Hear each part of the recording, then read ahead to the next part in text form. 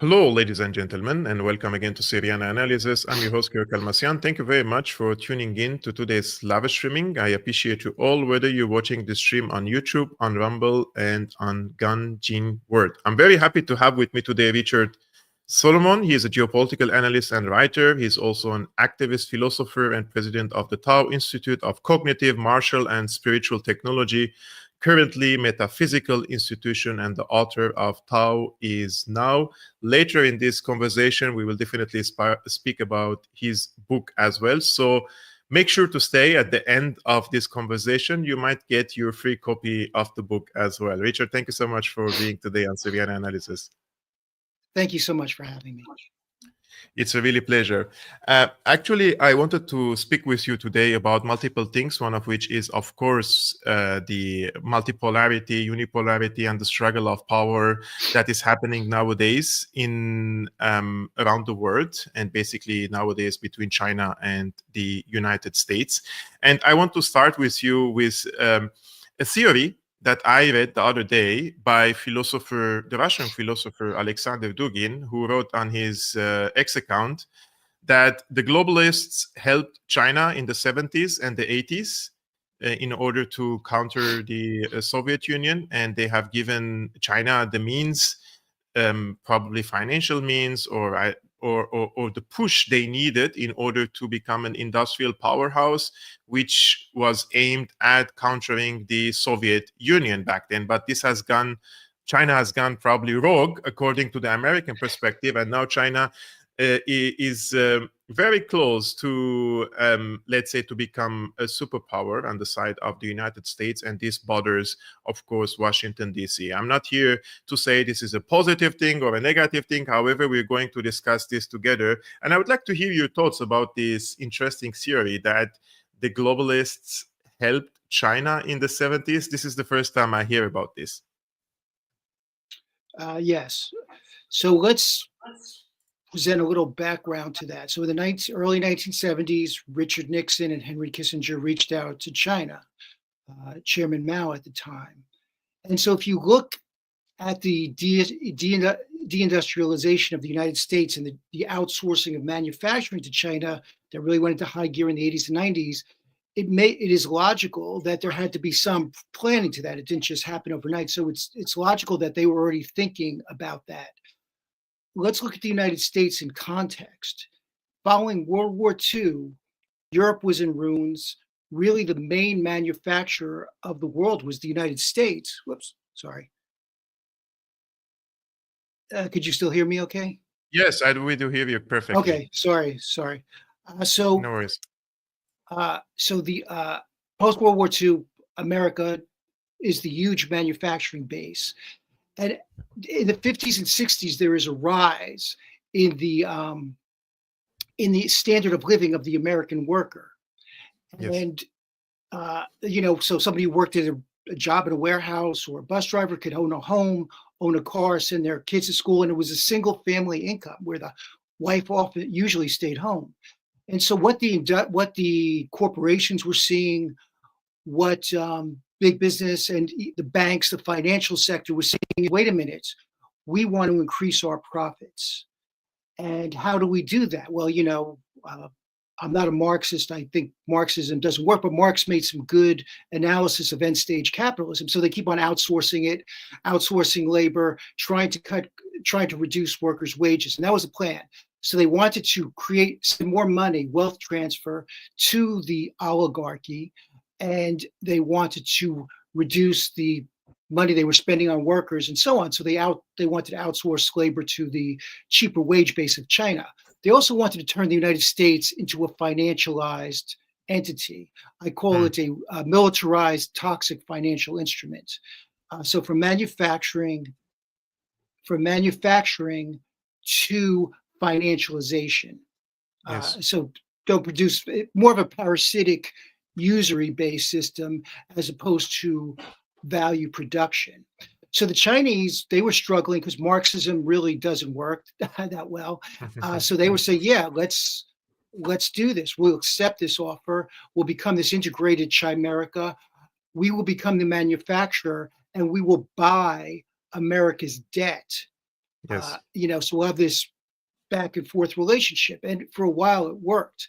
The mistake or the error, the oligarchy, the global finance, who actually runs the United States, um, they underestimated the decline of the United States. Hmm.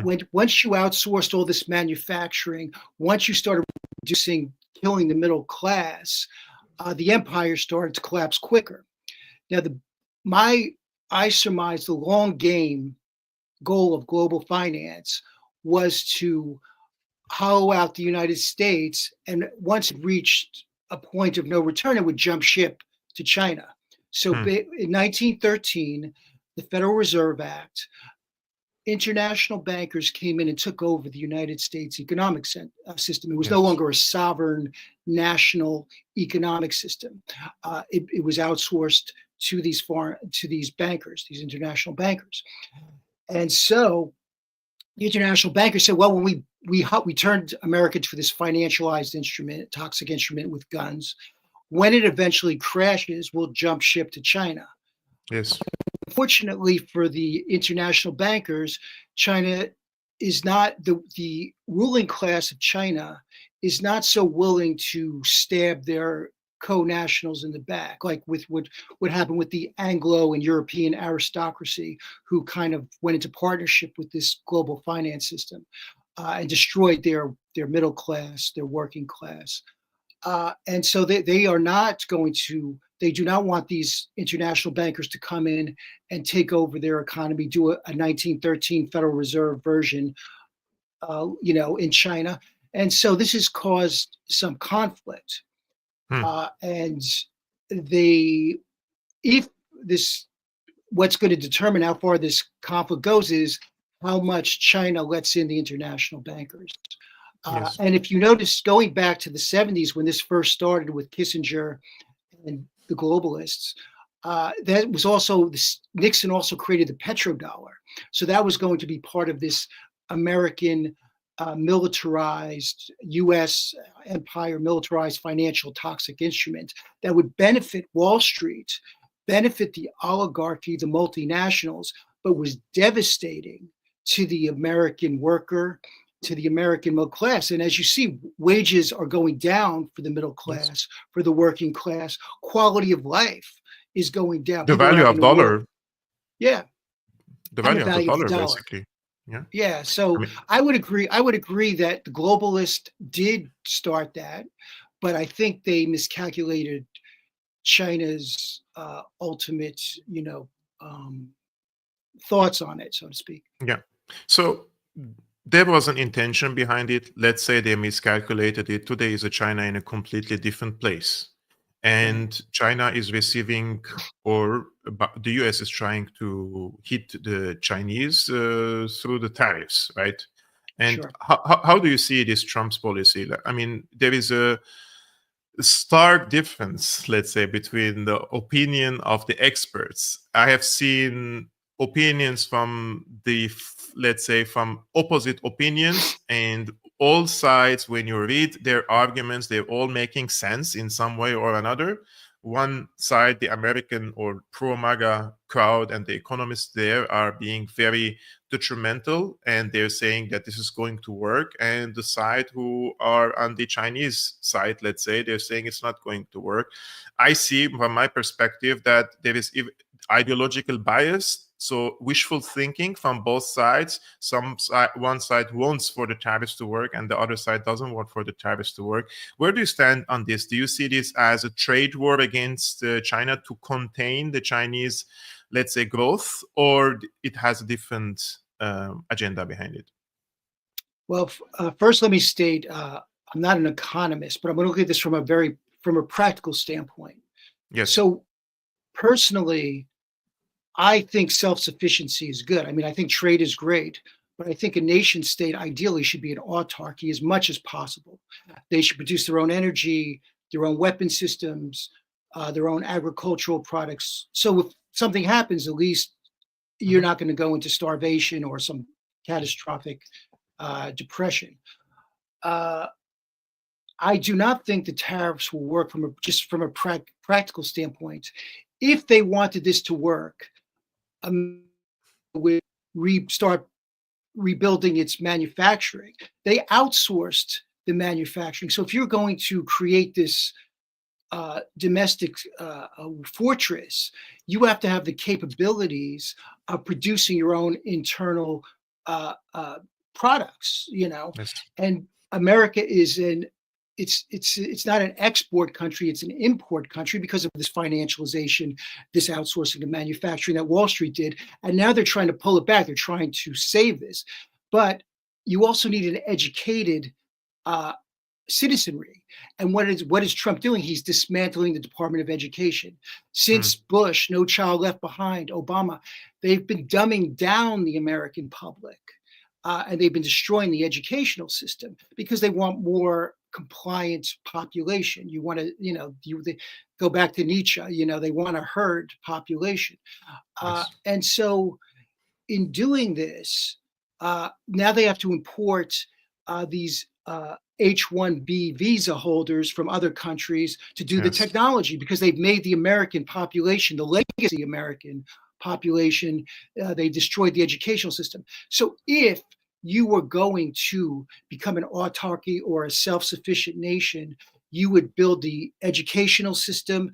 They're expelling students because they're protesting genocide. I mean, the educational system is a joke, even on the higher tier levels. And so public education is being destroyed. It's being privatized. It's being corporatized. And they're doing away with literature, history, all that stuff. In the average American public school, it's why they don't teach that stuff anymore. They just want people smart enough to use a smartphone, Yes. and listen to social media and, go ding dong all day. And so if that was the real plan, that's what you'd be doing. You'd be building the infrastructure. You would be putting things into effect, education and so on, but they're not doing any of that stuff. And so ultimately, I think it's going to fail. This is just the empire. This is a dying empire. We've seen this before with Rome, end stage empire, high tech empire. It's a desperate gamble. I think they're trying to do is just make a war economy. So in other words, you'll have this technology run by these H-1B visa holders who have no loyalty to the actual, I'm not saying they're bad people, but they're not necessarily They're not born and raised in China and serving the Chinese nation. I think the element of belonging to a nation and patriotism definitely plays a role, something that many Western countries have dismissed in the past decade, saying that patriotism is nationalism, it's equal to fascism. Also, you mentioned the education, which is very important. I think increasing number of people are being interested in sciences like gender studies or other ideological things. Of course, environment is very important and climate change is happening. However, there is a difference in pushing the hysteria on the people that this is going to blow up the universe very soon. And they're pushing people into these faculties. Meanwhile, the AI tech sectors, industrial sectors are being abandoned or neglected. And you see in China, for example, even the algorithm is different. I mean, I'm sorry, I'm not American. However, when I have time to check per day, probably 10 minutes or 15 minutes maximum, some of these shorts, reels, etc. And when you see the content they're posting in the United States, I'm talking about a generation which is younger than myself, when it is mostly about ridiculous things compared to the Chinese children learning mathematics, learning how to build when they're a kid, to build a product, right? This definitely changes the mentality of an entire generation, be it in China or in the United States. And I see China is ahead of the United States in this. So Trump wants to reverse this, and he's doing it in a very aggressive way. He's trying to reverse this. He wants to go into war against the some of the elements in the establishment which pushed these ideas, because cultural wars are always profitable for the establishment to divide and rule. Even like the United States started fighting their own people as an empire. That's the problem. Like as an empire, you fight against other people, you divide other countries and rule them, but then they started coming after their own people with cultural wars. And I think this is going to rapidly change in the US, but to what extent he will be successful, I really don't know. And the question here is, what is the intention of China? Do they really want to become a superpower to begin with? This is the argument that I hear every day, every time, that China wants to replace the United States as a superpower.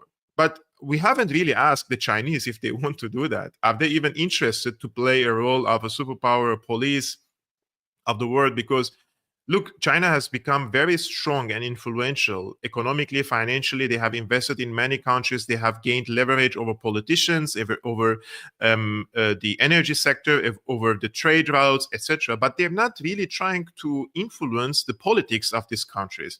And if you want to be an empire, you will definitely want to play some of these dirty games, try to manipulate the public to vote to certain parties or rise against their own government. And China is not doing that. And this is, in my opinion, in some of the cases is negative, because like there are cases like Syria, there are cases like Palestine. Like you expect from China to play an increasing role, to be this power which balances the United States, and then you don't find any power balancing the United States when you have very important geopolitical crisis. So does China even want to become an empire or a superpower? Well, I think we have to look at history. And in its 5,000-year history, although, barring its immediate territorial sphere, Tibet, its security in that sense, China has no history of invading foreign countries. In other words, it stays within its general parameter pretty much, but it doesn't go halfway across the world to Iraq or North Africa or the Middle East and start blowing up countries. So I think China wants to be a transactional nation. In other words, I think their focus, the merchant, is a big archetype in China, and going back for thousands of years. So that's where their headspace at is. They want to trade and make money. I don't think they have the same intention as the United States, or I would call it the U.S. Anglo-Zionist empire, because Zionism does play a big role in American policy. So it's kind of a convergence of going into countries, blowing them up, assassinating leaders, forming these color revolutions, and things like that. What you see the CIA, Mossad doing, MI6.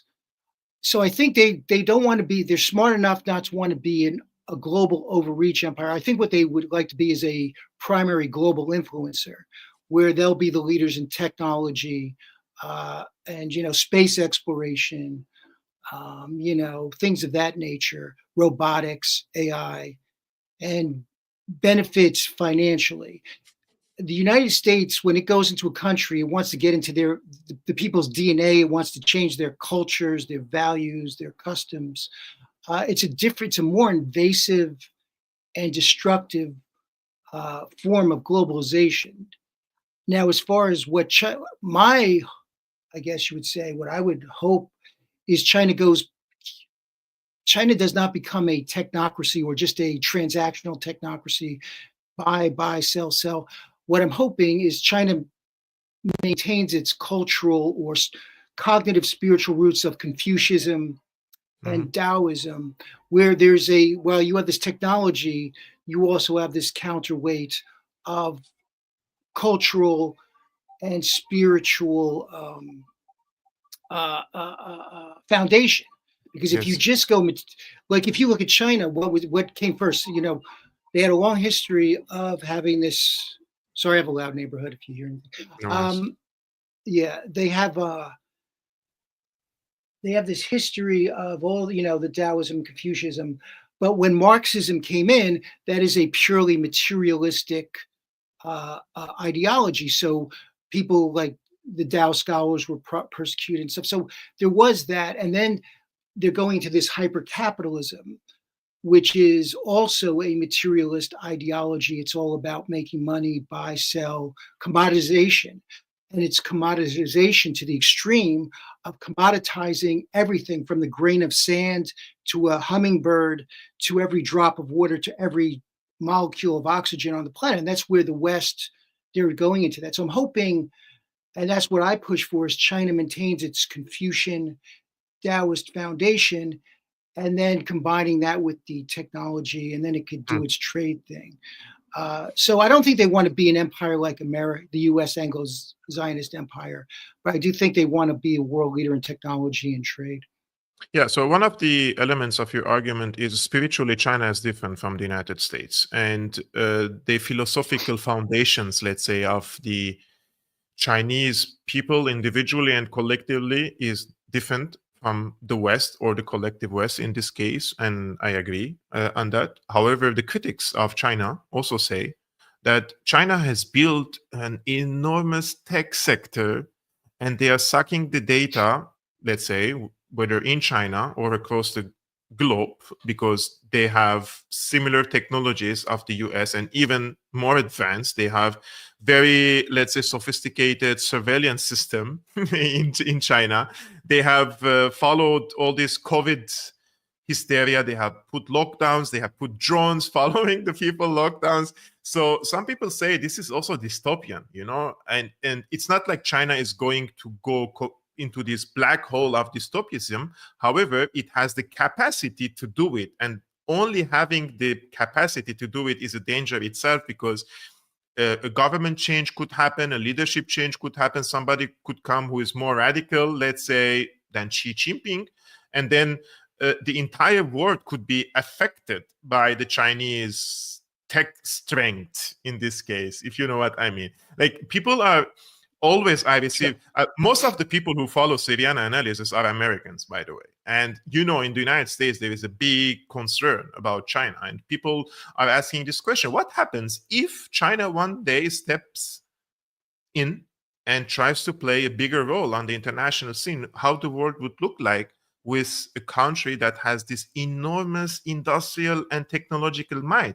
This is frightening for some people in the US who value freedom, for example, freedom of expression, freedom of speech. And they say this is the foundation of our country and we don't want this to be changed or impacted by China. And that is why when you see what the conservatives, the Republicans in the United States say about their opponents, the Democrats, they always accuse them of being communists, right? They say, you are the guys of China, you're trying to do what China is doing, you're the communists. So I see where they are coming from, and I see the hysteria also in the United States, or the concern, let's say, in the United States from China. I don't know how to really find this balanced nuance and balanced argument that China is not going to be like the United States. Meanwhile, it has the capacity and the strength to be like the United States, let's say, if they want to in the future. Absolutely. All right, so let me answer your question, because there's layers to that. First off, let me just say, as far as a surveillance state technocracy, let's assume the worst case scenario, that China becomes the superpower. I'm an American, right? A citizen. I feel more comfortable being monitored by China than I do Mossad and the CIA. So many people tell me the same thing. Yes. So many Americans tell me the same thing. So, first of all, Google and all this stuff is in Israel, most Zionist Israel, a lot of this Silicon Valley, this is all connected. So the people who are monitoring you now, in my opinion, are more pathological than, a hypothetical Chinese scenario, because Chinese, as we have to go by history. What Mark Twain say: history doesn't repeat, but it often rhymes. Mm-hmm. So we could look at some patterns. China has never showed an interest in coming in and taking other people's cultures, getting into their heads, the way the U.S. Anglo-Zionist oligarchy, the multinational corporations of the West, quote unquote, do. So, that's from a practical standpoint. I'm much more concerned about the Mossad. People think you live in a democracy in the United States. The after post 9/11, the Patriot Act, you see these students being expelled, even though I get it, they're not citizens. They did have valid green cards and, visas, student visas for basic speech. And you live in an illusion of freedom. In other words, they let you argue about cultural wars.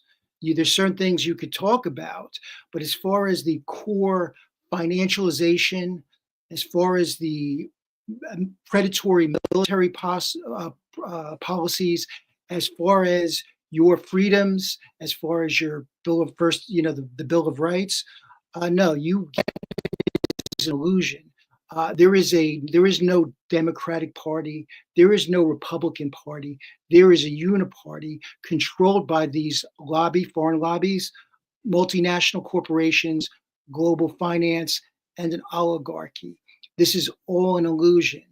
The whole voting thing, Yes. and so you look, wherever the oligarchy is going or directing it, that's where we're going. So you had the war with Russia oligarchy, you have the war with Iran oligarchy, and you have the war with China oligarchy. I wrote an article where the United States has three branches of government: executive, judicial, legislative.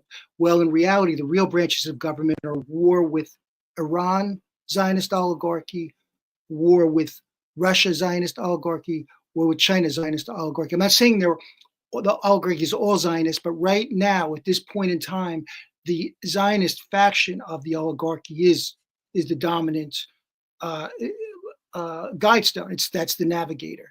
That could change, but that's the reality of today. And so I think we have to address it. I'm not, I'm not going attacking any ethno group or anything like that. I'm just saying that's the reality of the political ideology. And so that's who's determining it. So right now, Kamala Harris represented the war with Russia oligarchy. That was their focus. Trump, for optics, this is pure optics, because I believe Trump is being controlled. I don't think Trump never read a book in his life. I would be shocked. He's a great con man. He's a brilliant con man. P.T. Barnum, brilliant. But as far as any kind of policy or concrete thinking, no, Trump has advisors, just like Biden, who was almost a vegetable.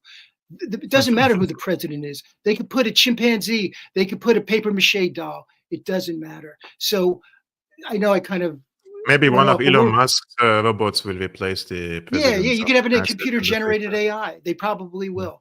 So I'm more worried about the current Mossad, CIA, deep state, people who are monitoring me, because they kill people. They actually look at Epstein. They went into a jail in the middle of the day, whatever it was, turned off the cameras and killed him. Now, I believe Epstein was a Mossad agent, but he was still a U.S. citizen, even if he was a dual citizen, probably. Yes. The point being, nobody investigated. There's nobody asking questions.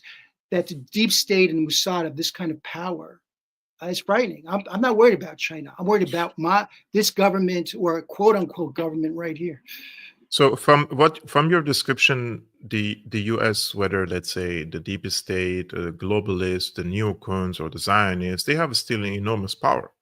So sure. when we say the U.S. is in decay or the empire is falling, is this a sensationalist statement? Is this, let's say, a wishful thinking? Is the U.S. empire is truly in decline? Because I also was caught into this hype that the U.S. is in decline, and then when the big strategic war happened in West Asia or the Middle East, the U.S. and Israel emerged victorious in this in Gaza, Lebanon, Syria, and now they are coming after Iran. So they are very, very powerful still, and I don't really know if the US is declining or it has reversed the decline after this victory in the Middle East. Let's give credit where credit is due. And I'm jumping into a little bit of conspiracy here, perhaps. But if you remember, President Raisi of Iran, he was killed in a helicopter crash. Yes. I think it was in about May of 2024. Shortly thereafter, so he and his inner circle are killed. Then you jump ahead a few months. Nasrallah, the head of Lebanon and his inner circle are killed. Then you jump ahead another month, Sinwar, the leader of Hamas, and his inner circle are killed. And then this is all within 2024. In December, Assad is taken out of power. This to me looks like, and let's give credit. This was pretty tight. They ran this tight. This was a set of sequential steps that to create a greater Zionist Israel. And right now, it looks like it's running beautifully. I mean, they've got the whole United States empire, U.S. Zionist empire behind them. Nobody in the West is speaking out against the genocide. I mean, we're getting live stream genocide, and we're being desensitized to it, but nobody's saying anything from the leadership perspective. So it looks like they're ahead. The problem with I think what's going to screw them up is I do think we're in the end stage. This is a dying empire.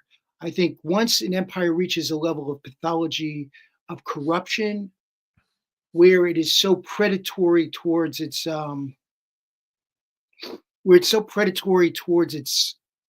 population, and it impoverishes them so bad, it hollows out the operating system that it's actually utilizing, which is the United States.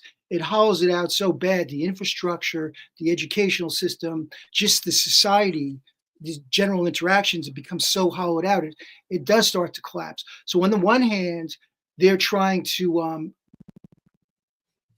beef it up militarily, make a surveillance state. But on the other hand, entropy that comes from corruption, just the natural entropy of physics, is breaking this thing up. So short term, yes, I think they're in a good spot. But if they want to jump to challenging China, if they get sucked into the Middle East, the United States, it's going to be in a much weaker position, just like it's using a lot of its armaments to fund the Ukraine crisis, or the program, whatever you want to call it, this genocide in Ukraine. It's going to have problems. And so on the one hand, attacking Iran benefits because it disrupts China's oil supply, because China gets a lot of energy from Iran. So kill two birds with one stone, and somebody's probably considering that. But it's going to be hard because America's lost all its wars. It lost in recent history. It technically lost Korea. It lost in Vietnam. It lost, really in Iraq. It lost Libya. I mean, it destroys countries. I'll give it that. It destroyed Syria. It destroys Lebanon. It's good at destruction. But as far as doing anything with that destruction, it's not very good. It actually has to exit, And this is the argument that I hear from critics in the United States, that starting from the 60s and the 70s, especially, let's say, after the Vietnam War, there has been more a shift in the United States foreign policy from serving the national interests of the US into serving the military-industrial complex, the oligarchs that you mentioned. Therefore, many of these wars, for example, the Afghanistan war and the trillions that the United States spent there, this has been a big money laundering scheme. And this has been also argued by WikiLeaks founder Julian Assange, that this is not a war to win, but rather it's an endless war for money laundering. So some may argue and say the US can win wars. However, they don't want for a decisive victory to happen, but rather it is a perpetual cycle of war and destruction, and this generates lots of money for the United States. Now, however, we have a situation where the US has put itself in a very, let's say, tight situation, and they have put even deadline for the negotiations with Iran. And the first round of indirect talks started in Oman last week, and the foreign minister of Iran says that the talks were constructive. I don't know what he means by that. However, it seems that even in Iran, there are increasing voices telling Tehran and the Islamic Revolution and the leader of the Islamic Revolution, Ali Khamenei, that the era of anti-Americanism in West Asia is over after what happened in Palestine and Lebanon and Syria. And Iran lost its main allies in the eastern shore of, let's say, on the western shore, eastern shore of the Euphrates, eastern shore of the Mediterranean, and therefore lost what they call the arms of the octopus that were surrounding Israel, basically. And now Iran doesn't have the means to, let's say, destabilize Israel through allies or through other linked groups, let's say. And Yemen, yes, Yemen is still firing, but the impact on Israel is very minimum. when they are firing these ballistic missiles or hypersonic missiles, I don't see that it is changing equations. Therefore, now Iran is not in a position of confrontation, but rather in a position to negotiate with the United States and reach into an agreement. But the US says if the talks fail, we will consider other means. But a war with Iran is also it's going to be the costliest war that we have seen probably in the past 3 to 4 decades in the world. So do you also see that Iran is changing its, let's say, posture in West Asia, or do you think that Iran will receive enough backing from China and Russia to deter a war against Iran if the talks fail? Yeah. So that gets back to my initial statement. When Raisi was killed, uh, um, the next president was much more Western friendly. So I think that does, that's why I suspect, it's conspiracy theory, but it was just too. I don't believe in those kind of coincidences, especially after Iran. It happened right after Iran shot those missiles into Zionist Israel. So I think America and Israel are in a better position with this administration, because I'm not even sure the previous president would have went to the negotiating table. So yeah, Iran doesn't want war. Who wants to wind up like Iraq? Even if they win, they're still going to lose to some extent, because you're going to have destroyed infrastructure, you're going to have dead people, and so on. I think that we have to learn from history. I would take more of a hardline stance if I was Iran with these nuclear negotiations, because first of all, the United States can't be trusted. They rip up their agreements almost as fast as they sign them. I mean, America's so like whacked as far as its like stability and the trust levels of its government. I wouldn't trust them to begin with. But let's look at an earlier case. Muammar Gaddafi he was building a nuclear program. He wanted to get friendly with the West. The West says, hey, dismantle your nuclear program, join us. We're going to be, you'll be part of our economic system. We're not going to bother you. So Gaddafi dismantles his nuclear system, and look what happened to Libya. Libya used to have the highest standard of living in Africa. I mean, it was a dictatorship. I'm just talking about general, the food was subsidized, energy, rent, all that stuff. So they had a good standard of living, better than any of the countries, and that was destroyed. And today, now Libya is this jihadi, Mad Max, tribalistic fighting. They have slave markets, all kinds of crazy stuff. They destroyed a stable nation state in Syria, Iraq, etc. And I think Iran would make a big mistake in trusting the United States and taking away any arms. If I was in the Iranian hierarchy, I would be looking to get nuclear weapons, because look at North Korea. However terrible North Korea is, they're not invading North Korea. If Iran, to me, the logical move would be to get nuclear weapons, and say, hey, if you attack us, now we're a nuclear power. That's how I would go.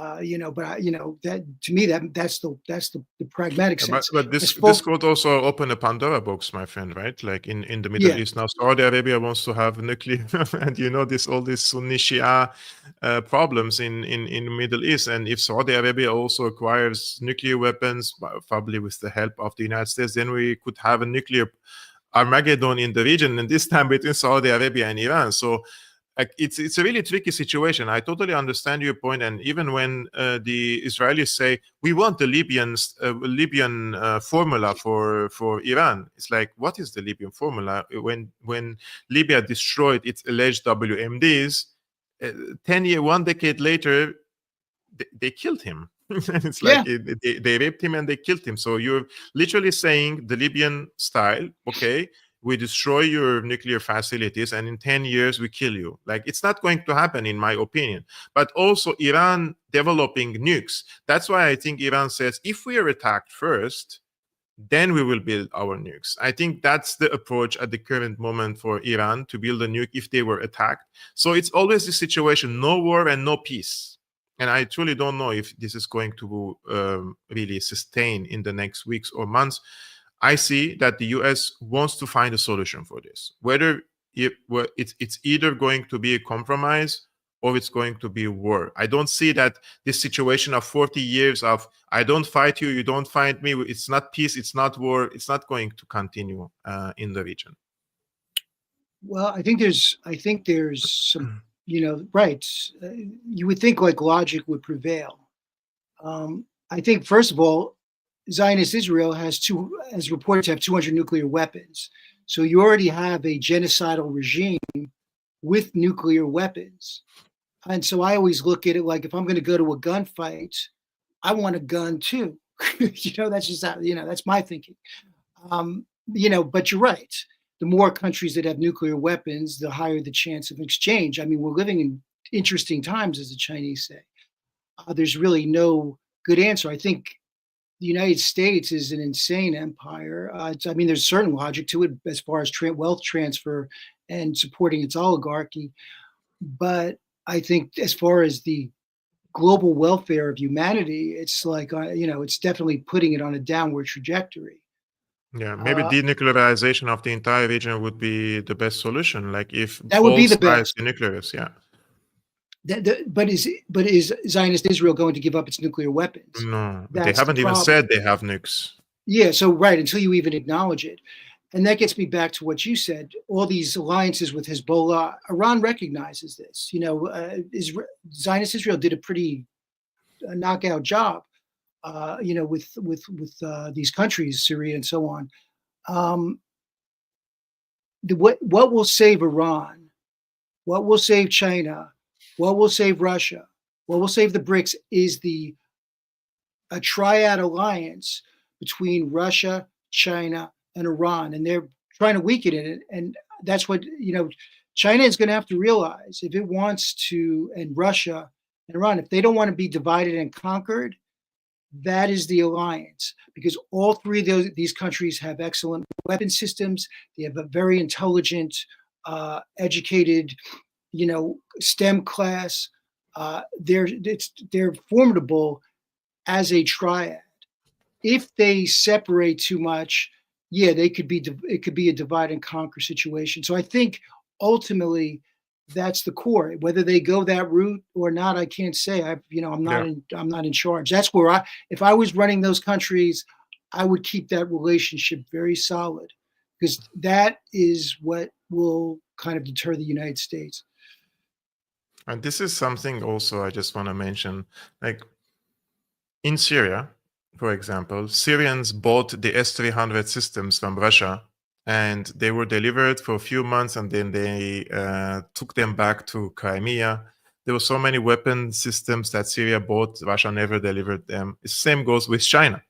But this is what I say when I criticize Iran or China or Russia. This is where I'm coming from. Like the United States doesn't have any reservations over weapons supplies to Israel. And everything that you read in the press is just like sometimes they delay it, but at the end of the day, they give Israel the best tech and ensure that Israel is superior in the region. But Syria was a strategic ally for Russia, and Russia never supplied the S-300s that Syria bought. And the Chinese never came and invested in the Syrian economy to uplift the Syrian economy and put it in a position that they can reconstruct the country again and immunize themselves against the restoration or the resume of the regime change war, which happened in November, December 2024. And now the Iranians are saying, we cannot really trust these allies. We cannot really trust the Russians, like we paid for the S-400, like we haven't received them. So there is always this, like why I say the Americans are probably still going to survive as an empire, because they're bold and they have no regard to, they have complete disregard to the human life, for example, like when they give all these weapons to Israel against what are the goals? What are the military compounds that Israel is bombarding 24/7 per day in Gaza Strip? There is no standing building left there. What are they bombing, right? But still, the United States gives all these weapons. Israel dropped 86 tons of explosives over Nasrallah inside the city over the heads of the people in Beirut. in order to kill him. But the Russians and the Chinese are not bold enough with their allies. They don't give them the necessary means to counter US destabilizing projects in the region. So I'm really don't know where this is going to lead. If the Iranians do not receive enough support from the allies, I think the Iranians will choose the negotiation path and try to normalize relations with the neighborhood and just bear the fruits of probably economic incentives. But this is definitely going to lead into regime change in Iran, if not now, in 10 years from now. So if they choose the path of diplomacy, there is going to be a regime change for sure. They will try to infiltrate the Iranian society and urge them to rise against the regime. And the same thing happened in many other places, and probably the leaders could get killed like it happened in Libya. And if they choose the path of war, it's going to be very destructive. So it's very, very tricky time, and we will follow this for sure. I would like to give you opportunity, Richard, to tell our respected audience about your book, Tao is Now, and why did you choose this title? First of all, what is the premise of your book? And for the people who are interested to purchase or to download your book, I heard it is they can also download it, right? Yeah. So just one correction: the website is taoisnow.org. TAOISNOW.org.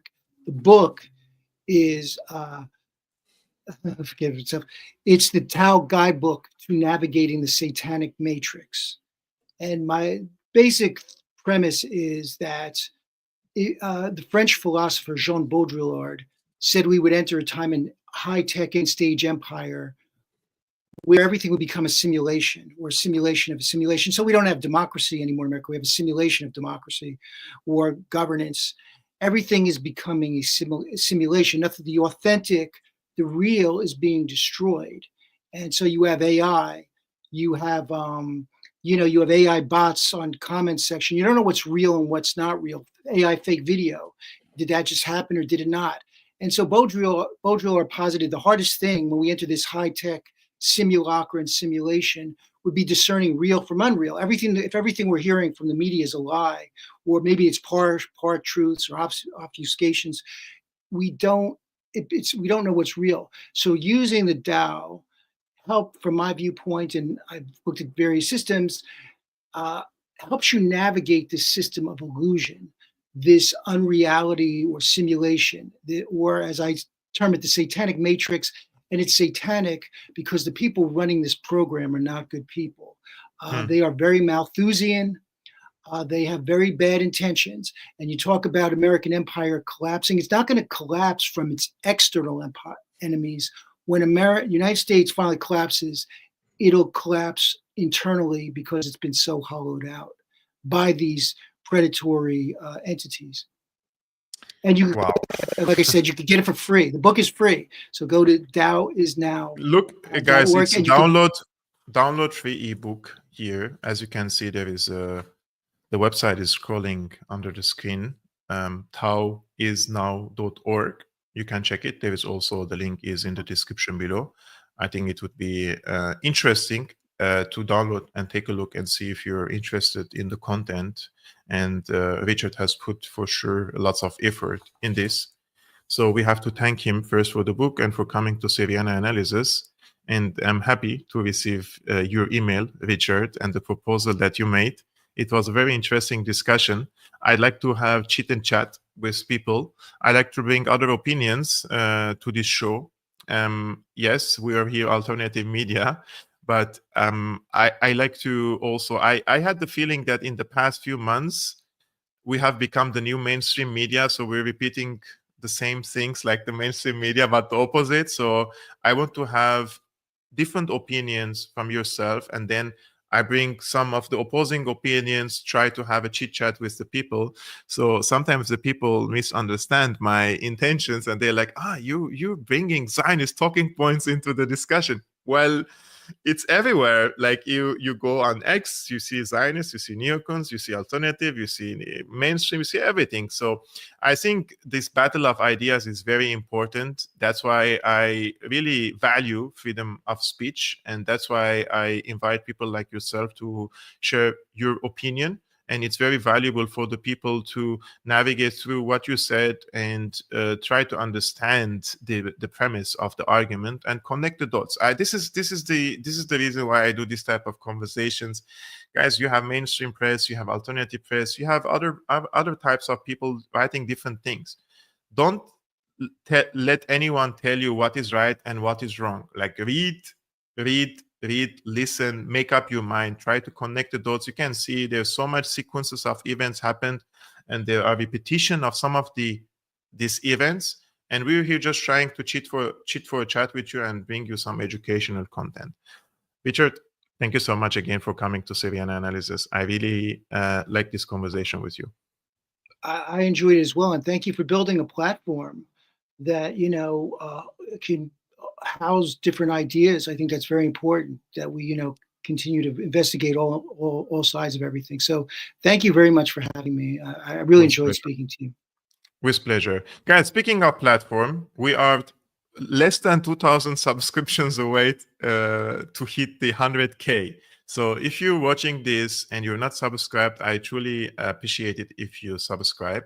Hit the like button, share this video with your friends. And if you like to support this work, you can see there are different means in the description below. In 1 hour from now, I'm going to be on Judge Napolitano at 7 p.m. Central European time, 1 p.m. Eastern American time. So we will see you also in 1 hour on Judge's show. So peace be upon you, upon your families. Salam.